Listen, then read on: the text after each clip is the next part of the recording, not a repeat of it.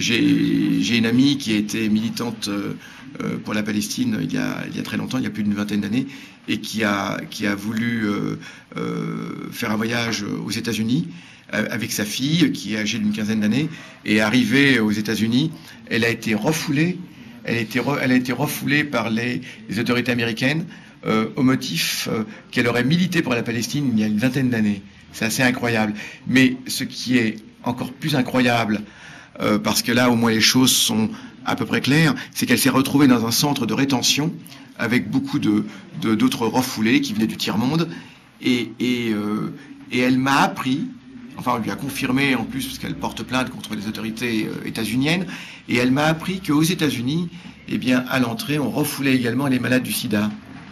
Et comment s'y prennent-ils? Parce que vous savez qu'on remplit un formulaire où on vous demande si vous n'êtes pas atteint d'une maladie, etc. Et si vous ne voulez pas attenter à la sécurité du président des États-Unis, d'ailleurs, entre autres questions très subtiles. Mais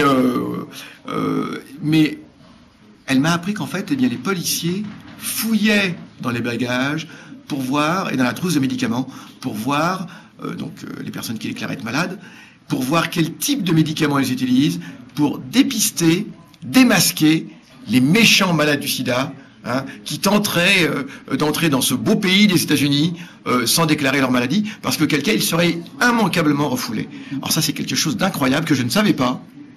Je ne savais pas qu'aujourd'hui, en 2008, on refoule des personnes à l'entrée d'un pays qui se dit démocratique, qui se dit le phare de la démocratie même, parce que ces personnes sont atteintes d'une maladie. Alors ça, c'est quelque chose d'incroyable. George Bush, il y a 3 semaines vraiment, vient d'annoncer qu'il envisageait de remettre en cause cette exclusion qui existe depuis le tout début de l'épidémie.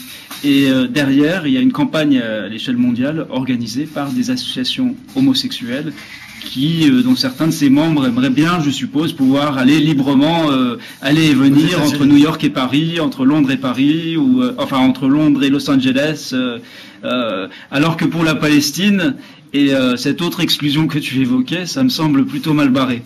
Oui, alors là, ça semble plutôt mal barré. Alors, je veux dire, c'est vraiment détestable, cette espèce de tri qu'on organise entre les personnes, d'une façon générale, en fonction de leur situation de santé, ou alors en fonction de leurs activités ou de leurs convictions politiques. Je crois que c'est absolument incroyable, et c'est bien là, on a bien là un tableau bien réel, de ce que sont les États-Unis, et pas uniquement les États-Unis, de ce qu'est la plupart du monde occidental.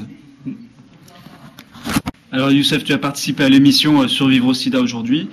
Quel est ton sentiment? Oui, qu'est-ce que tu as entendu? Qu'est-ce qui t'a intéressé? Qu'est-ce qui t'a interpellé? Eh bien, d'abord, je suis très heureux parce que si on peut parler de constance, eh bien, c'est bien de constance que ce collectif des familles peut se prévaloir, puisqu'il y a très longtemps qu'on se connaît maintenant, enfin très longtemps.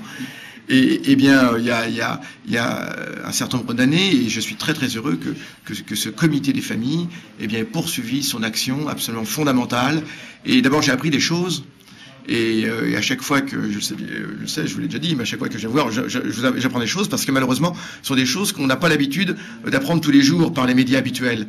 Et ce qui montre bien, d'abord, d'une part, cette utilité, l'utilité de ce comité des familles, qui est d'abord d'informer. Et en même temps, eh bien, je suis très très heureux que nous puissions marcher ensemble, c'est le cas de le dire, que effectivement, eh bien, ce comité des familles, en même temps, donne l'exemple d'une action ouverte.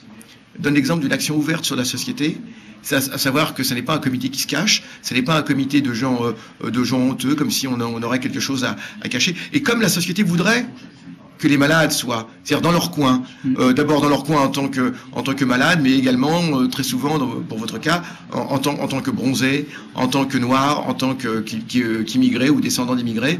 Et je crois que c'est très bien une action menée à visage découvert comme cela, face à tout ce mur d'indifférence qui nous est opposé, et je peux dire que je suis très très fier, eh bien, d'abord d'être invité par vous, et que nos associations respectives, eh bien, puissent travailler ensemble depuis un certain temps, et j'espère que ça va continuer encore très très longtemps.